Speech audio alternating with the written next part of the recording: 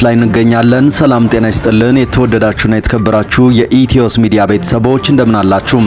ከተለያዩ ታማኝ መረጃ ምንጮች የደረሱንን ሰበር ዜናዎች ይዘን ቀርበናል። በቅድሚያም አርዕስተ ዜና። በአማራ ምድር በአገዛዙ ጦርና በፋኖ ኃይሎች መካከል የሚደረገው የፊት ለፊትና የጨበጣ ውጊያ ዛሬም ተጠናክሮ ቀጥሏል። ከክልሉ ርዕሰ መዲና ባህር ዳር በ55 ኪሎ ሜትር ርቀት ላይ የምትገኘው ወረታ ከተማ በፋኖ ቁጥጥር ስር ገብታለች። ከጎንደር ባህር ዳር ስትመላለሺ ወረታን አታውቂም ብሎ ሰው አማሽ የተባለላት ወረታ ከተማ ዛሬ የካቲት 8 2018 ዓ.ም ንጋት ጀምሮ በተደረገ ከባድ ፍልሚያ በፋኖ ቁጥጥር ስር መግባቷ ታውቋል። ይህ በእንዲህ እንዳለ የጎንደሩ ድል ያገዛዙን አቅል አስቶታል። አገዛዙ ሙሉ ወታደራዊ ስምሪቱ ተዛብቷል። በበርካታ ወረዳዎች ላይ የሰፈረው ያገዛዙ ጦር ሙሉ በሙሉ ተደምስሷል ሲል አርበኛ አስረስ ማረ ዳምጤ ይፋ አድርጓል። በዝርዝር መረጃችን ያዝነው ቀዳሚው ጉዳይ ነው።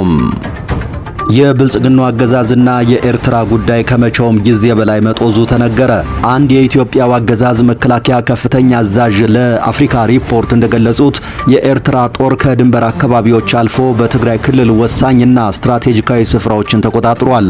ከዚሁ ጋር ተያይዞ ከትናንት በስቲያ አርብ ሌሊት ከ7 ሰዓት ጀምሮ ከፍተኛ የኤርትራ ሰራዊት ወታደራዊ እንቅስቃሴ ሲያደርግ እንደነበር ታውቋል። ጉዳዩን የተመለከተ ዝርዝር መረጃዎች ከወደ ትግራይ ተሰምተዋል የምናደርሳችሁ ይሆናል።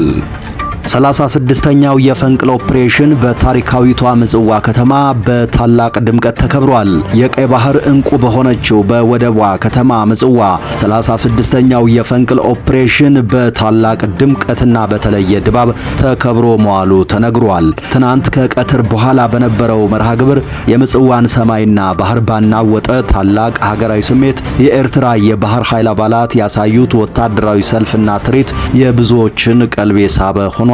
በዝርዝር መረጃችን አካተነዋል። የቀድሞው የአሜሪካ ፕሬዝዳንት ባራክ ኦባማ በፕሬዝዳንት ዶናልድ ትራምፕ የማህበራዊ ሚዲያ ገጽ ላይ እርሳቸውንና የቀድሞዋን ቀዳማዊት እመቤት ሚሼል ኦባማን እንደ ጦጣ የሚያሳይ ዘረኛ ምስል መሰራጨቱን ለመጀመሪያ ጊዜ በይፋ ኮነኑ። ኦባማ በሰጡት ምላሽ በሀገሪቱ የፖለቲካ ውይይት ውስጥ የነውር ስሜትና ስርዓት እየጠፋ መምጣቱን በጽኑ ተችተዋል። በዓለም አቀፍ ጉዳያችን በዝርዝር ትሰሙታላችሁ። ክቡራንና ክቡራት ቆይታችሁን ከኛ ጋር ካደረጋችሁ ያስደመጥናችሁን እነዚህን አርዕስተ ጉዳዮች ጨምሮ ሌሎችንም መረጃዎች በዝርዝርና በትንታኔ የምናሰማችሁ ይሆናል። በየቀኑ ወደ እናንተ የምናቀርባቸውን አዳዲስ መረጃዎች በፍጥነትና በጥራት ለመከታተል ኢትዮስ ሚዲያን አሁኑኑ ሰብስክራይብ አድርጉ። በቀጥታ ወደ ዝርዝር መረጃዎቹ አለፍን። እስከ መጨረሻው ተከታተሉን። በአማራ ምድር ባገዛዙ ጦርና በፋኖ ኃይሎች መካከል የሚደረገው የፊት ለፊትና የጨበጣ ውጊያ ዛሬም ተጠናክሮ ቀጥሏል። ከክልሉ ርዕሰ መዲና ባህር ዳር በ55 ኪሎ ሜትር ርቀት ላይ የምትገኘው ወረታ ከተማ በፋኖ ቁጥጥር ስር መግባቷም ተበስሯል። ከጎንደር ባህር ዳር ስትመላለሺ ወረታን አታውቂም ብሎ ሰው አማሽ የተባለላት ወረታ ከተማ ዛሬ የካቲት 8 2018 ዓ.ም ከንጋት ጀምሮ በተደረገው ውጊያም በፋኖ ቁጥጥር ስር መግባቷ ለማረጋገጥ ተችሏል። አገዛዙ 4 ሰው አልባ አውሮፕላን ወይም ድሮኖችን ጨምሮ በርካታ ሜካናይዝድ መሳሪያዎችንና በሺዎች የሚቆጠሩ ወታደሮችን አሰልፎ የፋኖን ግስጋሴ ማስቆም አልቻለም ነው የተባለው። በእግረኛ ሰራዊቱ ተስፋ የቆረጠው አገዛዙ በአሁኑ ሰዓት በከተማዋ ተከታታይነት ያለው የድሮን ቅኝት እያደረገ መሆኑንም ለማረጋገጥ ተችሏል። ይህ በእንዲህ እንዳለ የጎንደሩ ድል ያገዛዙን አቅል አስቶታል። አገዛዙ በዚህ ሰዓት ሙሉ ወታደራዊ ስምሪቱ ተዛብቷል። አርበኛ አስረስ ማረ ዳምጤ ከሰዓታት በፊት ይፋ ባደረገው መረጃ በበርካታ ወረዳዎች ላይ የሰፈረው ያገዛዙ ሰራዊት ሙሉ በሙሉ ተደምስሷል። ተደምስሷል ማለት ተማርኮ ተመቶ ተበትኖ ከስምሪቱ ውጭ ሆኗል ማለት ነው ያለው አርበኛው ድምሰሳው ሰራዊቱን ብቻ ሳይሆን ካድሬውንም ይጨምራል ብሏል። ከተበተነው ያገዛዙ ኃይል መካከል 300 ሚሊሻ፣ 200 አድማ ብተና በድምሩ 500 ሰራዊትና በርካታ ቁጥር ያላቸው የመደበኛ ፖሊስ አባላት ከተለያዩ ወረዳዎች በመሸሽ ባህር ዳር አባይ ማዶ ሰማዕታት አርፈው ነበር ብሏል። የብልጽግና አመራርና ያገዛዙ ጀነራሎች ይህንን ኃይል በማግባባት ወደ ውጊያ ለመመለስ ያደረጉት ጥረትም እንዳልተሳካ ተነግሯል። ወደ ቀጠናው ተመልሰን ወገናችን ጋር አንዋጋም የሚለውን አቋም አስይዛችኋል የተባሉ 135 ያህል አድማ ብተና፣ 144 ሚሊሻ፣ 49 መደበኛ ፖሊስ አባላት ትጥቃቸውን አውርደው ታስረዋልም ተብሏል። ሌሎች ትጥቅ አናወርድም ያሉ 47 የአድማ ብተናና 80 80 የሚሊሻ አባላት ከነትጥቃቸው ከተማ ውስጥ እንደተበተኑም ተነግሯል። አገዛዙ ቀሪዎቹን በማግባባት ላይም እንደተጠመደ ነው የታወቀው። ጎንደር ላይ በገጠመው ከባድ ሽንፈት ተስፋ የቆረጠው አገዛዙ የአማራ ተወላጅ የሆኑ የመከላከያ ሰራዊቱ ከፍተኛ መኮንኖችንና አባላትን እያሰረና አንዳንዶቹ ላይም ደረቅ እርምጃ እየወሰደ እንደሚገኝ ተነግሯል። በሌላ በኩል የብልጽግናው አገዛዝና የኤርትራ ጉዳይ ከመቼውም ጊዜ በላይ ፍጥጫ ውስጥ ገብቷል። አንድ የኢትዮጵያ መከላከያ ሰራዊት ከፍተኛ አዛዥ ለአፍሪካ ሪፖርት እንደገለጹት የኤርትራ ሰራዊት ከድንበር አካባቢዎች አልፎ በትግራይ ክልል ወሳኝና ስትራቴጂካዊ ስፍራዎችን ተቆጣጥሮ ይገኛል ሲሉ ከሰሞኑ ተናግረዋል።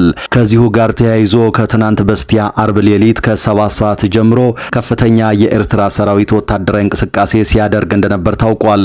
በዚህም የኤርትራ ሰራዊት በክፍለ ጦር ደረጃ ወደ ተንቤን አቢአዲ ከተማ የገባ ሲሆን የጦሩ የተወሰነ ክፍል በአቢአዲ በሚገኘው ራስ አሉላ አባነጋ ትምህርት ቤት ውስጥ፣ ቀሪው ደግሞ በመምህራን ኮሌጅ አቅራቢያ ጉና ተብሎ በሚጠራው የትራንስ መጋዘን አካባቢ ሰፍሯል። በተጨማሪም የካናይዝድና ከባባድ መሳሪያዎችን የታጠቀ ሌላኛው የጦር ክፍል ጭኔ ተብሎ በሚጠራው ስፍራ መመሸጉ ነው የተነገረው። በሌላ በኩል ህወሓት የካቲት 11 ቀን የሚከበረውን 51ኛ ዓመት የምስረታ በዓሉን አስመልክቶ መግለጫ ያወጣ ሲሆን ለኢትዮጵያ ሕዝብም ጥሪ አቅርቧል። በመግለጫውም የፌዴራሉ አገዛዝ የትግራይን ሕዝብ ዳግም ለማጥፋት የሚያደርገውን ወታደራዊ ዝግጅት እንድታወግዙ ይጠበቃል፣ ልጆቻችሁንም ዓላማ ቢስ ከሆነው ደም አፋሳሽ ጦርነት ልታድኑ ይገባል ሲል ገልጿል። ዛሬ በትግራይ ክልል የተለያዩ አካባቢዎች የካቲት 11ን አስመልክቶ ሰልፎች እየተካሄዱ እንደሚገኙም ተነግሯል። ከዓመት በፊት በአዲስ አበባ ከተማ ውስጥ ታስረው የተወሰዱ 13 ወጣቶች እስካሁን ደብዛቸው ጠፍቶ እንደሚገኝ ታወቀ። 13 የአዲስ አበባ ከተማ ኗሪ ወጣቶች ደብዛቸው ከጠፋ ዛሬ የካቲት 8 ቀን 2018 ዓ.ም አንድ ዓመት ይደፍናል። ወጣቶቹ ታፍነው የተወሰዱት በመከላከያ ሰራዊት እንደሆነ የሚገልጹት ቤተሰቦቻቸው ከዚያች ቀን በኋላ ልጆቻችንን አየሁ የሚል ጠፋ ይላሉ። ወደ መከላከያ ሚኒስቴር ዋናው መስሪያ ቤት ገብተን ልጆቻችን መጥፋታቸውን እና ከቤታቸው የወሰዳቸው መከላከያ ሰራዊት መሆኑን ብናስረዳቸውም የመከላከያን ስም ለማጥፋት ነው በሚል አስፈራርተው መለሱን ብለዋል። ተስፋ ሳንቆርጥ ወደ ጦር ኃይሎች ምድር ኃይል ግቢ ገብተን ልጆቻችን ቀይ ቦኔት በለበሱ በመከላከያ ኃይል አባላት ነው የተወሰዱብን ብለን ስናመለክት 2 ቀን በህንጻው ቢሮ ውስጥ አስረው ለቀቁን ሲሉ ለሚዲያ ተናግረዋል። ወደ ፌዴራል ፖሊስና ወደ አዲስ አበባ ፖሊስ ኮሚሽን ዋናው መስሪያ ቤት አቅንተው ስለ ልጆቻቸው ደብዛ መጥፋት የጠየቁት ወላጆች በተመሳሳይ ቀና ምላሽ ሊያገኙ አለመቻላቸውን የተናገሩት ከመኖሪያ ቤታቸው በህግ ትፈለጋላችሁ በሚል የወሰዳቸው የመንግስት አካል ሆኖ ሳለ ስንጠይቅ ለምን ጠየቃችሁ በሚል አሁንም ያስፈራሩናል፣ ለማን አቤት እንበል ይላሉ ወላጆች። ደብዛቸው ከጠፉት ታሳሪዎች መካከል ገነት አራጌ፣ ሰይፈ ተክለ ጊዮርጊስ፣ አቤል አለምነ፣ ክፍሎም ሀብቴ፣ ሱራፌል ብሩክና ሰብስቤ አለሙ ይገኙበታል። በወቅቱ ታፍነው ከተወሰዱት ውስጥ የኢትዮጵያ ንግድ ባንክ ሰራተኛ የሆነው ወጣት አማኑኤል የማነ ብርሃን ሌላኛው ነበር። ወጣቱ የኢትዮጵያ ንግድ ባንክ ልደታ ቅርንጫፍን በምክትል ስራ አስኪያጅነት ያገለግል ነበር። የካቲት 10 2017 ዓ.ም ግን ይሰራበት ከነበረው ከዚህ ቅርንጫፍ እስካሁን ማንነታቸው ባልታወቁ ሰዎች ተይዞ ተወስዶ እስካሁን ያለበት እንደማይታወቅ ዘመድ ጓደኞቹ በወቅቱ ለሚዲያ የሰጡት መረጃ ያሳያል። ቤተሰቡ ለህዝብ ተወካዮች ምክር ቤት፣ ለጠቅላይ ሚኒስትር ጽህፈት ቤት፣ ለፍትህ ሚኒስቴር፣ ለሰብአዊ መብቶች ኮሚሽን፣ ለፖሊስና ለደህንነት ቢሮ አቤት ቢሉም እስካሁን ምንም ምላሽ እንዳላገኙ ይናገራሉ። እንደ ወጣት አማኑኤል ሁሉ በርካታ ዜጎች ከቅርብ ወራት ወዲህ ተይዘው እንደሚሰወሩ፣ አንዳንዶቹ የዲያስፖራ ኮሚኒቲ አባላት እንደሆኑ እንዲሁም ከተያዙ በኋላ ከጸጥታ አካላት ጋር በገንዘብ ተደራድረው የሚለቀቁ እንዳሉ ሚዲያችን ከዚህ በፊት ያቀረባቸው መረጃዎች ያሳያሉ። አንዳንዶቹ በወቅታዊ ሁኔታ በሚልና በአማራና በኦሮሚያ ክልሎች ካሉ ሁኔታዎች ጋር በማገናኘት እንደሚያዙ ታውቋል። ሌሎቹ ደግሞ እስከሚጣራ በሚል ያለምንም ክስ ለበርካታ ሳምንታትና ወራት በእስር ቤት እንደሚማቅቁ ታውቋል። ገድሏቸውም ከሆነ ዘመድ ጋር አልቅሰን ቁርጡን አውቀን ቤታችን አርፈን እንቀመጥ፣ እንዴት ልጅን ያህል ነገር ጠፍቶ ቤት ተኝተን እናድራለን ሲሉ የቤተሰብ አባላት ለሚዲያ ተናግረዋል። 36ኛው የፈንቅል ኦፕሬሽን በዓል በደማቅ ወታደራዊ ሰልፍ በታሪካዊቷ ምጽዋ ተከበረ።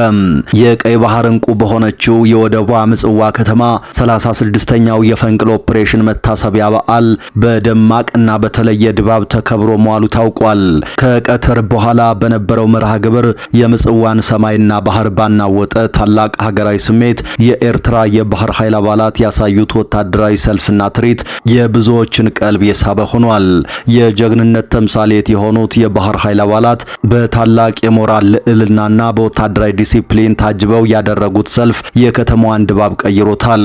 ፈንቅል ትክክለኛ ምርጫ በሚል መሪ ቃል ከየካቲት 9 ጀምሮ በተለያዩ ሁለገብ ዝግጅቶች ሲከበር የሰነበተው ይህ ታሪካዊ በዓል ዛሬ በምጽዋ ከተማ በተከናወነውና የህዝብ ማዕበል በተሳተፈበት ደማቅ ፍጻሜውን አግኝቷል።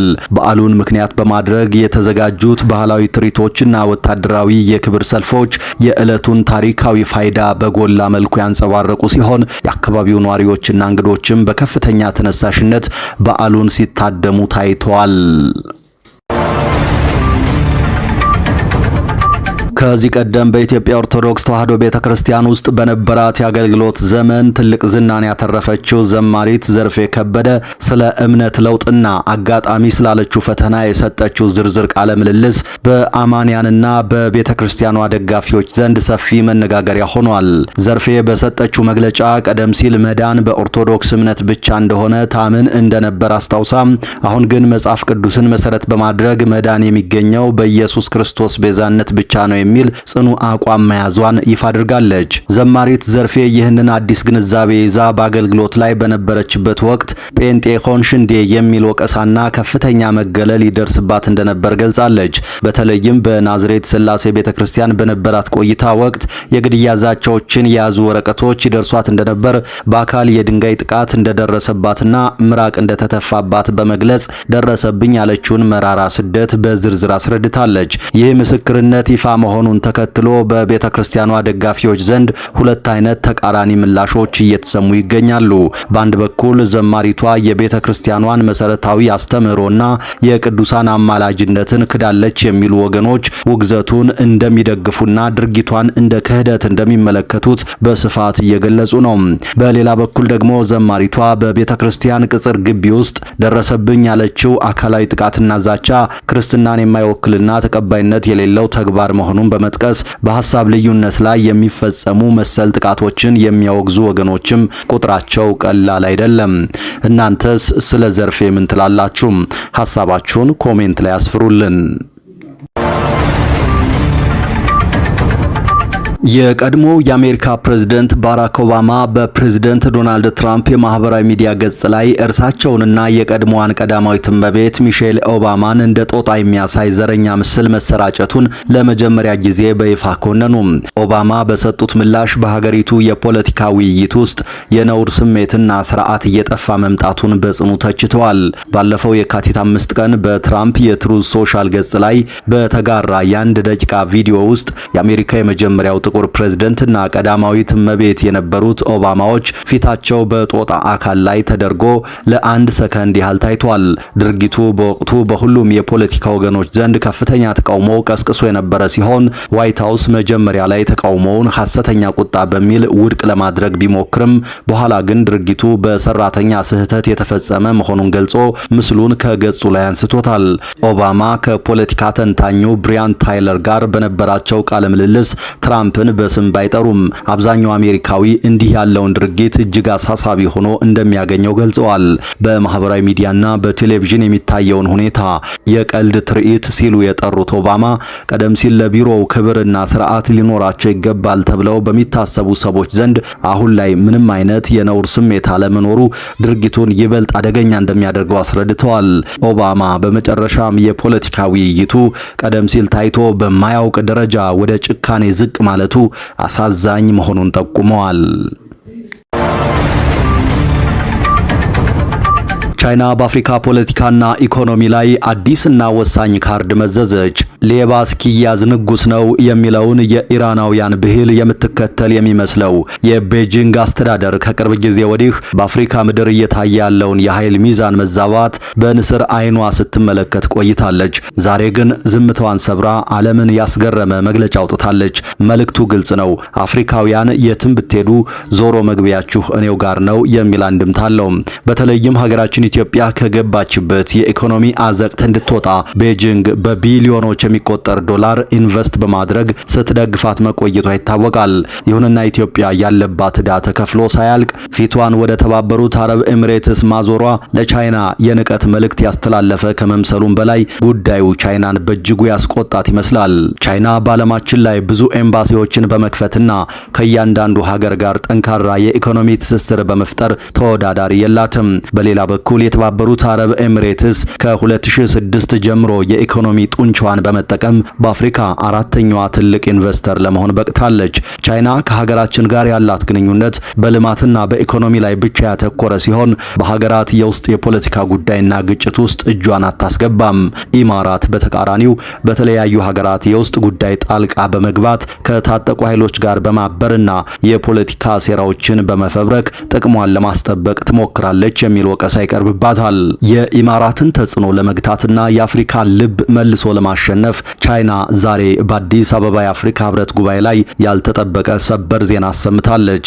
ቻይና ከእርሷ ጋር ዲፕሎማሲያዊ ግንኙነት ያላቸው 53 የአፍሪካ ሀገራት ወደ ሀገሯ የሚገቡ ማንኛውም ምርቶችና ሸቀጦች ከዚህ ቀደም ተጥሎባቸው የነበረው ቀረጥ ወይም ታክስ ሙሉ በሙሉ ተነስቷል። ምርቶቻቸውን ያለምንም ቀረጥ ወደ ቻይና ገበያ ማስገባት ይችላሉ። ይህ ታላቅ የኢኮኖሚ ድል ከግንቦት 2018 ዓ.ም ማለትም ከሜይ 2026 ጀምሮ በይፋ ተግባራዊ ይደረጋል። ክቡራትና ክቡራን አድማጭ ተመልካቾቻችን ለዚህ ሰዓት ያዝናቸው አዳዲስ መረጃዎች እነዚህ ነበሩ። ከቆይታ በኋላ በሌሎች መረጃዎች ድጋሚ እንገናኛለን። እስከዛው በያላችሁበት የዓለም ክፍል ሰላም ጊዜ ተመኘን።